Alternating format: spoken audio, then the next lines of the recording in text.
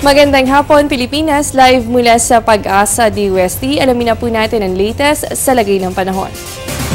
Mga kababayan, magiging maulan po ang ilang bahagi ng bansa dahil sa patuloy na pag-iral ng tail end of a cold front dito po yan sa may Southern Luzon. Samantala, kasabay po nito ang northeast monsoon o hanging amihan dito naman yan sa may northern hanggang dito po yan sa may Central Luzon. So dito po sa Visayas area kasama ang Calabarzon, Mimaropa, ganoon din po dito sa may Bicol Region. Asahan po natin ang maulap na kalangitan na merong mahihina hanggang sa katamtamang pag-ulan. Magiging maulan din po ang ilang bahagi ng Metro Manila kasama po ang Cagayan Valley, Cordillera at Ilocos Region dahil po yan sa pag-iral ng northeast monsoon o hanging amihan. Fair weather condition naman po para dito sa Mindanao. Asahan lamang ang mga pulu-pulong pag-ulan o pagkidlat pagkulog mamayang hapon o kaya po ay mamayang gabi.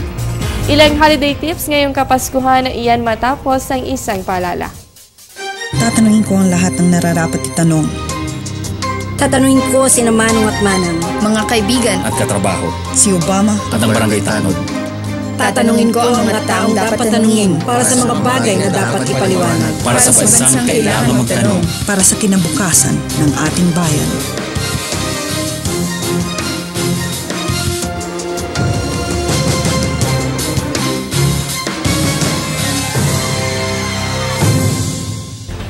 Mga kababayan, ilang araw na lamang ay nalalapit na po talaga ang araw ng Kapaskuhan. Kaya naman hatid namin sa inyo ang ilang mahalagang holiday tips. Panoorin po natin ito.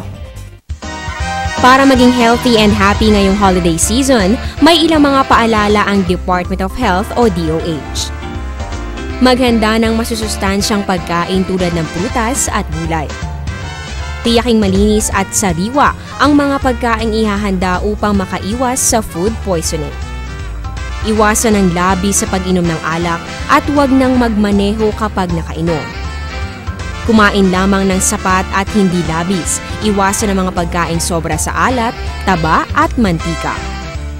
Magkaroon ng sapat na tulog at pahinga. Mag-ehersisyo ng regular. Uminom ng maraming tubig.